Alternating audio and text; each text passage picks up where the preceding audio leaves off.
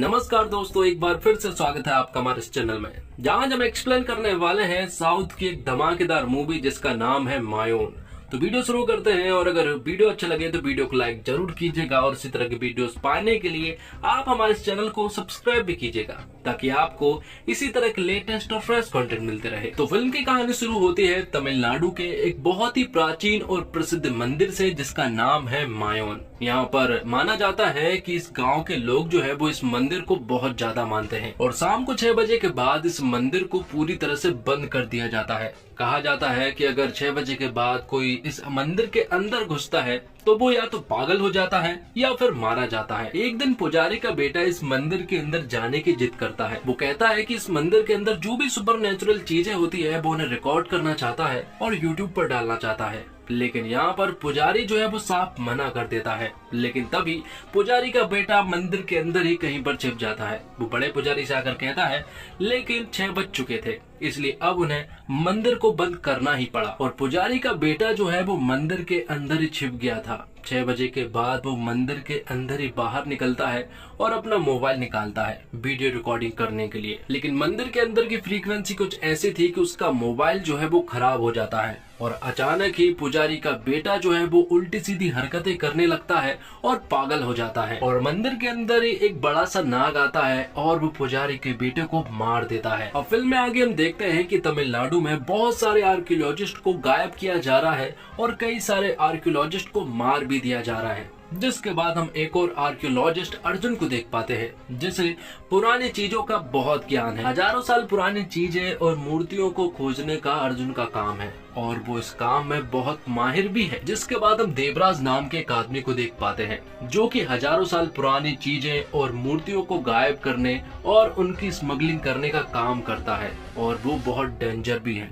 अगर कोई उसे धोखा देने की कोशिश भी करता है तो वो उन्हें जान से मार देता है। आगे पुलिस डिपार्टमेंट के द्वारा एक टीम बनाई जाती है, और आर्कियोलॉजिस्ट को जिस तरह से मारा जा रहा है उन लोगों के बारे में वो लोग पता करने चाहते हैं। और इनमें सबसे बड़ा नाम सामने आता है सेंस फरेरो को। यही आदमी है जो कि बड़े बड़े आर्कियोलॉजिस्ट को बुरी तरह से मारता है, और हजारों साल पुरानी मूर्तियों को स्मगल करने और खरीदने का सबसे बड़ा रैकेट जो है वो सेंस फरेरो के ही नाम का है। हालांकि सेंस फरेरो जो है वो अभी विदेश में है, और पुलिस डिपार्टमेंट चाहता है कि किसी तरह से वो इंडिया आ जाए। जिसके बाद हम देवराज को एक मंदिर में जाते हुए देख पाते हैं। देवराज जो है वो बहुत चालाक आदमी होता है। वो किसी भी मंदिर में जाता है और वहाँ जाकर थोड़ा बहुत काम करवाने के बाद उस मंदिर की हजारों साल पुरानी मूर्तियों को बदल देता है, और इन सब में उसका साथ देता है अर्जुन। अर्जुन जो है वो देवराज का बहुत ही भरोसेमंद पार्टनर है। दोनों ही इस काम को बहुत ही अच्छे से करते हैं, और पुरानी मूर्तियां जिस तरह से देवराज वहां से लेकर आता है उसी तरह की हूबहू मूर्ति जो है वो अर्जुन बना देता है, और फिर वो इन पुरानी मूर्तियों को बहुत ही अच्छी रकम में बेच देते हैं। जिसके बाद हम देखते हैं कि देवराज कहता है कि अब तक हम सिर्फ छोटा मोटा काम करते आए हैं, और अब उन्हें कुछ बड़ा करने की जरूरत है। इसलिए वो अर्जुन से डिस्कस कर रहा होता है कि उन्हें एक बड़ा काम मिला है, लेकिन उसमें थोड़ा रिस्क भी है। लेकिन अगर वो काम हमने कर लिया तो ये समझ लो कि हम जो है वो पूरी तरह से सेटल हो जाएंगे। तो देवराज जो है वो अर्जुन को तमिलनाडु के मायोन मंदिर के बारे में बताता है। वो बताता है कि इस मंदिर के अंदर ढेर सारा सोना है, और साथ ही वो ये भी बताता है कि उस मंदिर में आर्कियोलॉजिस्ट टीम काम कर रही है, और उसी आर्कियोलॉजिस्ट टीम में मैं तुम्हें शामिल कर दूंगा। तो तुम्हें वहाँ जाकर चोरी छुपे उस खजाने को ढूंढना है। उस आर्कियोलॉजिस्ट टीम का हेड जो है वो वासुदेवन है। वो अपना काम करता रहेगा अपनी टीम के साथ, और तुम्हें वहाँ चोरी छुपे खजाना ढूंढते रहना होगा। तो अर्जुन तमिलनाडु के मायोन मंदिर में जाकर वासुदेवन से मिलता है, और उसकी पूरी टीम से भी मिलता है। इस टीम में अंजना, DK, मदन शामिल थे। लेकिन आगे जाकर हमें मालूम चलता है कि ये तीनों जो है वो वासुदेवन के साथ नहीं बल्कि देवराज के साथ काम करते हैं, और ये तीनों मतलब कि अंजना, DK और मदन जो है वो देवराज की टीम में शामिल है, और वो अर्जुन के साथ मिलकर इस खजाने को ढूंढने में उनकी मदद करेंगे। वो सभी लोग मंदिर में जाकर कुछ चीजें देखते हैं और वहाँ का एक ब्लूप्रिंट लेकर आते हैं, और अर्जुन एक ऐप के द्वारा उस मंदिर के ब्लूप्रिंट को चेक करता है। उसे मालूम चलता है कि मंदिर में अंदर एक जगह पर एक टनल है, लेकिन वो टनल कहाँ तक जाती है हमें ये नहीं मालूम है। पर एक बात तो तय थी कि ये मंदिर जितना छोटा दिखाई दे रहा है ये उतना छोटा है नहीं। जिसके बाद अगले दिन वासुदेवन के साथ मिलकर वो लोग मंदिर के बड़े पुजारी कृष्णप्पा के पास जाते हैं, और वो मंदिर के अंदर जाने की आज्ञा चाह रहे थे। लेकिन कृष्णप्पा ने साफ मना कर दिया था कि मंदिर के अंदर कोई भी नहीं जा सकता है, चाहे वो सरकार का आदमी क्यों ना हो, क्योंकि उसके अंदर जाना पूरी तरह से वर्जित है। लेकिन अब अर्जुन को समझ में नहीं आ रहा था कि आखिर कृष्णप्पा ने मंदिर में जाने से क्यों मना कर दिया। तो वासुदेवन एक कहानी बताता है कि महाभारत के समय जब गांधारी के 100 पुत्र मारे गए थे तो उसने श्री कृष्ण को श्राप दिया था कि जिस तरह से उसके अंश का विनाश हुआ है उसी तरह से उसके अंश का भी विनाश हो जाएगा। जिस तरह से गांधारी ने जो बात बोली थी उसे सुनकर श्री कृष्ण उदास हो जाते हैं और एक पेड़ के नीचे जाकर बैठ जाते हैं। और अब श्री कृष्ण पूरी तरह से उदास भी हो चुके थे, लेकिन उन्हें इस तरह से उदास देखकर 5 गंधर्व यहाँ पर आते हैं और वो यहाँ पर संगीत और एक सुंदर प्रस्तुति देकर श्री कृष्ण को खुश कर देते हैं, जिस वजह से श्री कृष्ण की आंख वहीं पर लग जाती है और उनके हाथ से वो बांसुरी भी छूट जाती है। तो कहा जाता है कि आज भी मंदिर के अंदर वो 5 गंधर्व जो है वो श्री कृष्ण को सुलाने के लिए संगीत गाते हैं और प्रस्तुति देते हैं, जिस वजह से 6 बजे के बाद उस मंदिर के अंदर कोई भी नहीं जा सकता है। और अगर कोई जाने की कोशिश करता है तो या तो वो पागल हो जाता है या फिर मारा जाता है। अब इस बात को कंफर्म करने के लिए अर्जुन जो है वो मंदिर के पास के गाँव वालों से मिलने के लिए जाता है, जहाँ पर कि उन लोगों के द्वारा अर्जुन को मालूम चलती है कि ये बात बिल्कुल सच है। उस मंदिर में जाने से लोग पागल हो जाते हैं। तो आखिर उस मंदिर के अंदर ऐसा क्या है, इसी को चेक करने के लिए अर्जुन जो है वो एक माइक्रोफोन वहाँ पर फिट कर देता है और एक स्पाई कैमरे के द्वारा वो वहाँ की चीजों को स्कैन करने लगता है। अब घर आने के बाद अर्जुन जो है वो 6 बजने का इंतजार करने लगता है, क्योंकि अब वो देखना चाहता है कि आखिर अंदर की कुछ फ्रीक्वेंसी कैसी है और कैसा साउंड आता है। 6 बजने के बाद जैसे ही वो अपने कान में हेडफोन लगाता है तो उसे बहुत ही ज्यादा साउंड सुनाई देता है, जो कि असहनीय था और वो समझ चुका था कि अंदर कोई ना कोई बात तो है। तो अब अर्जुन को दिलचस्पी और बढ़ जाती है कि आखिर मंदिर के अंदर ऐसा क्या है, इसलिए वो और भी चीजें पता करने की कोशिश करता है और उसे यहाँ पर श्री कृष्ण के बांसुरी के बारे में भी मालूम चल जाता है। वो भी मंदिर के अंदर ही है, इसलिए वो बांसुरी के बारे में किसी से बात करने लगता है। लेकिन ये बात देवराज को भी मालूम चल चुकी थी कि अर्जुन को बांसुरी के बारे में मालूम चल गया है, तो वो हमें क्यों नहीं बता रहा है। इसलिए वो ये बात सेंस फरेरो को बताता है कि बहुत ही बड़ी चीज हमारे हाथ लगी है, इसलिए उसे इंडिया आना होगा। तो अब देवराज जो है वो अर्जुन से कहता है कि हमारे पास बहुत कम समय बचा है, इसलिए हमें उस खजाने को जल्द से जल्द हथियाना होगा। जिसके बाद हम देखते हैं, अब आगे हम देखते हैं कि वासुदेवन के पास सरकारी विभाग से एक आदमी आता है और इन लोगों को भी उस खजाने के बारे में मालूम चल गया है। वो वासुदेवन से कहता है कि तुम इस खजाने को ढूंढो और 90% जो है वो हम रख लेंगे और बाकी सरकारी विभाग को 10% दे देंगे। अब ये बात अर्जुन को मालूम चल जाती है कि अगर इस सरकारी विभाग को इसके बारे में मालूम चल गया है तो वो जल्द से जल्द इस खजाने को अपनाने की कोशिश करेंगे, इसलिए उन लोगों से पहले हमें इस खजाने को ढूंढना होगा। तो अर्जुन ने अंदर घुसने की सारी तैयारियां तो कर ली थी, लेकिन 6 बजे के बाद जहां वो कुछ होता है उन सारी चीजों के लिए वो तैयार नहीं था। तो मंदिर के ब्लूप्रिंट के द्वारा अर्जुन ने एक बात तो पता कर ली थी कि ये मंदिर जो है वो बहुत बड़ा है और अंदर जाकर क्या क्या हो सकता है, ये सारी चीजें अर्जुन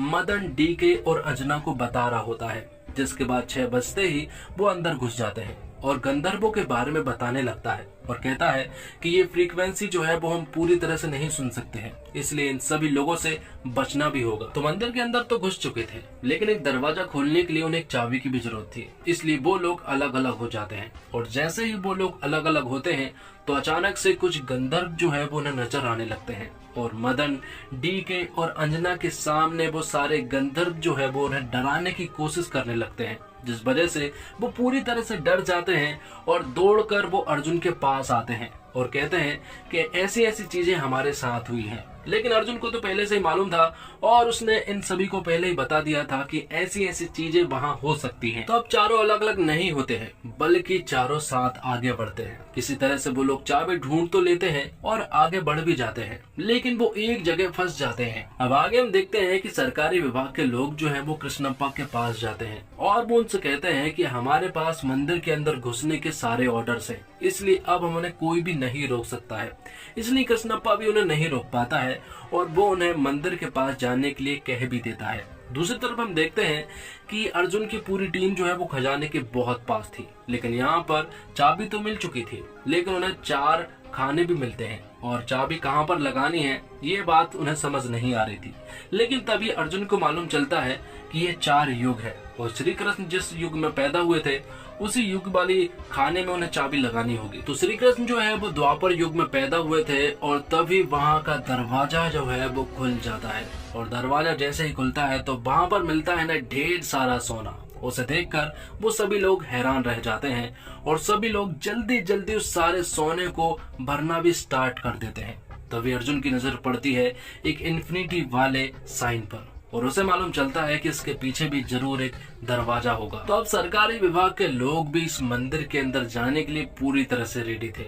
कृष्णप्पा उन सभी को लेकर आ चुके थे। यहाँ से अर्जुन की पूरी टीम रवाना हो चुकी थी। यहाँ दूसरी तरफ कृष्णप्पा पूरी टीम को लेकर अंदर घुसता है, और जैसे ही दरवाजा खुलता है तो वो देखता है कि सारा का सारा सोना जो है वो जैसा का तैसा ही है। लेकिन ये देखकर देवराज पूरी तरह से हैरान था कि आखिर सोना यहीं पर है तो अर्जुन ने क्या लेकर गया है। जिसके बाद जब वो अपने बोरे को खाली करते हैं तो उसमें सिर्फ और सिर्फ लकड़ियां ही मौजूद थी। वो लोग इन लकड़ियों को देखकर पूरी तरह से हैरान थे। तब यहाँ पर सेंस फरेरो आ जाता है, और देवराज ने सेंस फरेरो को पहले ही बता दिया था कि अर्जुन जो है वो उनके साथ धोखेबाजी कर रहा है, इसलिए वो उन्हें मारने लगता है। लेकिन सेंस फरेरो उसे मार नहीं पाता है। उनके बीच में तगड़ी फाइट होती है, और दूसरी तरफ शिवानंद के द्वारा हमें मालूम चलता है कि ये सब कुछ देवराज की टीम को फंसाने का सेटअप था। देवराज को तो यहाँ पर रंगे हाथे पकड़ ही लिया जाता है। दूसरी तरफ सेंस फरेरो भी इंडिया वापस आ चुका था, और यही उनकी सबसे बड़ी प्लानिंग थी, क्योंकि अर्जुन जो कि एक आर्कियोलॉजिस्ट है वो दरअसल में एक पुलिस वाला है। और यहाँ पर सेंस फरेरो को भी अरेस्ट कर लिया जाता है। जिसके बाद शिवानंद के दिमाग में कुछ क्वेश्चन थे, इसलिए वो अर्जुन से कुछ क्वेश्चंस पूछता है कि आखिर मंदिर के अंदर क्या हुआ। जिस पर कि अर्जुन बताता है कि अंदर जो है वो सोमाली नाम का एक पौधे की गंध फैली है, जिस वजह से सभी को हेलुसिनेशन हो जाता है। अर्जुन ने सभी को यकीन दिला दिया था कि अंदर बहुत सारे गंधर्व हैं, और क्या क्या चीजें हो सकती है वो सब कुछ उन्हें बता दिया था। और उस खुशबू को सूंघने के बाद उन इंसान को आप कुछ भी यकीन दिला सकते हैं। अब बात आती है कि आखिर अर्जुन के ऊपर इस चीज का इफेक्ट क्यों नहीं हुआ। तो आपको बता दूं कि अर्जुन ने इसके बारे में पहले ही रिसर्च कर ली थी, और पुजारी का बेटा जो है वो इसी जड़ी बूटी को खाकर अंदर जाया करते थे। इसी वजह से उन्हें कुछ भी नहीं होता था। अर्जुन ने अपनी टीम को यकीन दिला दिया था कि अंदर सोना है, और उन्हें यकीन हो गया था, इसलिए वो सोना भरने तो लगे थे, लेकिन जबकि वो लकड़ी भर रहे थे। अब सभी के दिमाग में एक डाउट होगा कि क्या अंदर सचमुच ही गंधर्व है या फिर नहीं, क्या वहाँ पर बांसुरी है या फिर नहीं, 6 बजे के बाद उस मंदिर के अंदर पागल होना सही है या फिर गलत। तो ये सारा डाउट कृष्णप्पा और एक बहुत बड़ा पुजारी जो है वो क्लियर कर देते हैं। और हमें मालूम चलता है कि दरअसल में जिस दिन अर्जुन की टीम अंदर गई थी उस दिन रोहिणी नक्षत्र का दिन था, जिस वजह से गंधर्व उस दिन संगीत की प्रस्तुति नहीं करते हैं, जिस वजह से अर्जुन की टीम बच गई थी। अब इसे किस्मत कहें या फिर उनके ऊपर भगवान का हाथ। और एक और सबसे बड़ी फिल्म का रिवील क्लियर होता है, और हमें मालूम चलता है कि इन्फिनिटी का जो साइन बना था उसके पीछे ही श्री कृष्ण की बांसुरी मौजूद है। और जो यहाँ पर सोना है वो सोना तो सिर्फ और सिर्फ उस बांसुरी को प्रोटेक्ट करने का जरिया है, और उस बांसुरी को ही वो गंधर्व और वो काला नाग जो है वो रक्षा करते हैं। और इसी के साथ ये फिल्म यहीं पर खत्म हो जाती है। तो दोस्तों उम्मीद करता हूँ आपको वीडियो पसंद आई होगी। वीडियो पसंद आई हो तो वीडियो को लाइक जरूर कीजिएगा, और इसी तरह की वीडियोस पाने के लिए आप हमारे चैनल को सब्सक्राइब भी कीजिएगा, ताकि आपको इसी तरह के लेटेस्ट और फ्रेश कंटेंट मिलते रहे। मिलते हैं एक और कमाल की वीडियो के साथ, तब तक के लिए आप हमारे चैनल के साथ बने रहिए। धन्यवाद। जय हिंद, जय भारत।